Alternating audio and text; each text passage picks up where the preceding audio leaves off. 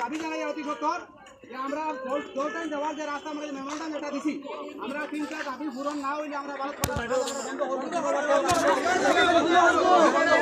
আজকে আমার এই বাতিটা মারা যায় কালকে হয়তো আলাদা মারা দিতে পারে কালকে তো জায়গাটা খোলা আছে হুকাইল আছে আরো তার কারণে জল বাড়িছে গতিকে মানুষরা মারা গেছে গতিকে আমরা ওসি মহোদয়ের কাছে পশু ইনচার্জের কাছে আমরা দাবি দিছি যে আমরা দাবি